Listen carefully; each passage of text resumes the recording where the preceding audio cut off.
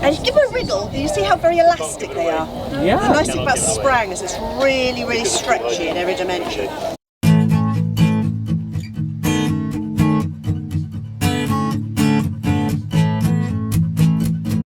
Sprang is something I had never heard about before until we came here to the Bushcraft show and saw it performed in the UK. And this is called Sprang. Sprang, yes. And how old is Sprang? I Well, we've got a fragment in Britain from the Neolithic. It's Really? a tiny fragment. It's best known from the continent from some of the Danish coffin burials. There are some very famous examples, as well as having beautiful clothing. They have Sprang hairnets. And it's also thought that in the classical Greek world, you sometimes see statues of people wearing very bright zigzag trousers and things. I think those might be Sprang. Really? Because you can do it really densely, and if you do it in multicolours, you do get exactly the same zigzags and lozenges and diamonds. And then in more recent years, it gets used in military sashes. So George Washington, for example, wore a red silk sash, which was Sprang. Really? And that's been reconstructed recently by a lady in America, and yeah, beautiful thing, really, really lovely. It's really good for bags. Yeah, great for bags, great Or for nets. hairnets. You said nets too as well, right? Nets are Or not so much. done with something with a knot, because anything like this that's Too easy for a large gap to open up. So Gotcha. very good for things like hairnets, Okay. but not so much Like the things one you're for- wearing, Yeah, yeah. not so much things for animal nets. Gotcha. But really does lend itself to bags and adornment and clothing elements.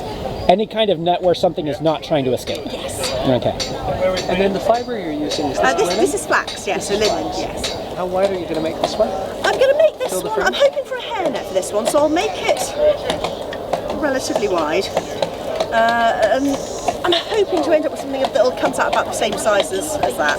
Okay. And for that, you just gather at the bottom, that bit will go around the head, top. Which just means you gather your hair underneath. And then it's just like a chain link fence, just the It's leaf. exactly like a chain link fence. In fact, that's a very good way of thinking about And then it. at the end, do you just seal it by putting another string through? Yes, you can either put a string through, which I think I did on that one. Yeah, you can see the string through at the bottom. Okay, well, that's just With this painted one, together. which is damp at the moment, I chain stitched it together. And so that means you just tie the knot at Again, one end. it's damp. If you have a look at it, you can see that whatever you see on one side of the chain, you also see on the other. And is it damp because it's better to work with linen when it's Now, damp? when it came off the loom, they always have a sort of spiral to them. They just cockle. So I just dunked it in the water buckets and gave it a rinse, and it relaxes it. So it's sort of the base shape that it makes a tube of netting. No, it'll make a flat piece. Okay. So, if you look at the hair net here, that chain is down the middle there. Yeah. Yeah. And in this case, the bottom section is slightly longer because I was working slightly toward the top, so the top got packed up more tightly than the bottom section, but you still have exactly the same thing each side. Okay, so we've set up a Sprang frame. Sprang is an interlacing technique, goes back a very long way. We've got records of it from at least the Neolithic, but it probably predates that. It's done very simply with a circular warp. So all I've done is I've wound threads round and round and round. Awesome. There are fancier ways to start this, and works fine. I'm just using a bone just to help me separate out the first layer from the second. If you've ever played Cat's Cradle, that playground interlacing game, you've essentially done Sprang. And largely it works by swapping stitched threads from the back with stitched threads from the front.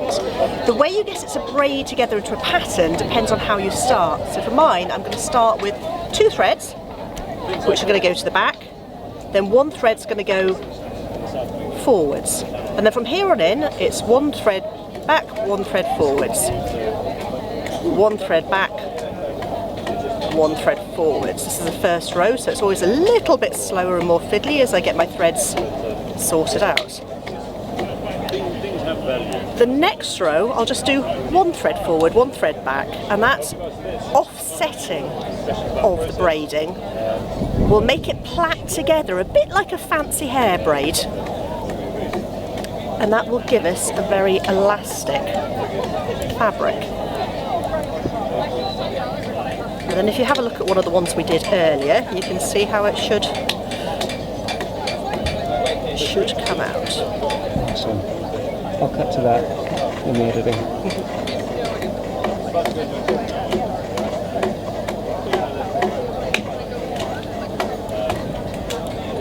forward, back, forward, back. Yep. That's the kind of thing that you could do while watching the television. Once you've got the hang of it, the first few times you do it, you tend to have to really watch what you're doing. But there are some fantastic Sprang artists around the world who do the most amazing work, really complicated patterns and textures. And I know of one who can work Sprang and walk. I'm not nearly at that stage yet myself. And walk at And the same walk, time. yes. It's amazing. And so then I'm not quite understanding how in the next layer you're undoing or going in a different direction. So for the next layer, if you remember, I picked up 2 at the start of this. So if you have a look, this thread here is crossing over 2 threads. Okay. Can you see that from that angle? Yes. Is that just about showing up? Well, on the next thread, I'll just be bringing 1 thread forward, 1 thread back. So it won't be the same thread undoing itself, it'll be locking. Oh, okay. So like most crafts, the actual core of it is incredibly straightforward. It's getting it set up correctly is what makes it work. I find that's doubly true in all bending. Getting that first loop right is difficult. Yeah. And again, like most crafts, the principle is really simple. It takes a little bit of practice to get the confidence to trust what you're seeing and to know that the correct stitch is being moved. This will make a lot more sense in a couple of rows as well when there's a little bit of work set up. It's like a bookmark. Yes, exactly like that. With 2 up, we're coming up to the end, so I'm going to end 2 down. So I know I'm pretty much on the right track. And then you're passing your other hand through just to walk that together? Yep. I think I've got an error there somewhere, but hopefully I will correct that on the next pass. So I pull the first setup row is always a little bit on the stiff And side. there it is at the top. Yep, there it is at the top. And there it is at And the there bottom. it is at the bottom. And so you'll finish right in the middle. Okay. So I started with 2 threads up on the first row. For the next row, I'm just going to do 1 thread up. 1 thread up, 1 thread back. And because it's a different set of threads crossing over each other, it should, if you can see that, can you see it's starting to braid? Yes. Yeah.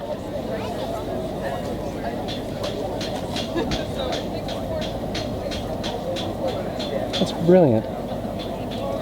And those 2 rows over and over again will do the trick. I can do variations that will give pattern, but in its simplest form, that will do it.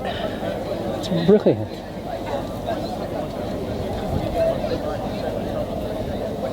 This is the kind of thing I can imagine how this would be invented.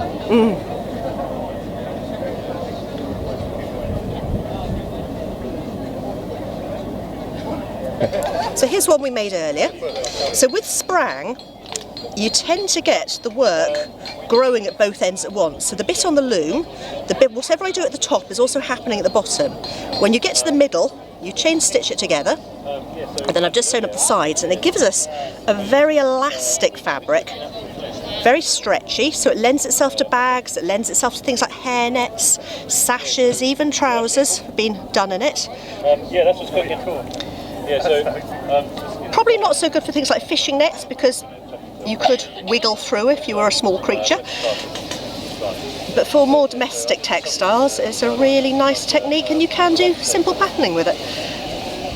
I think this is tremendously cool. It's a way for me to understand textiles beginning clear back at the beginning, and it's going to make me appreciate chain link fence just a little bit more.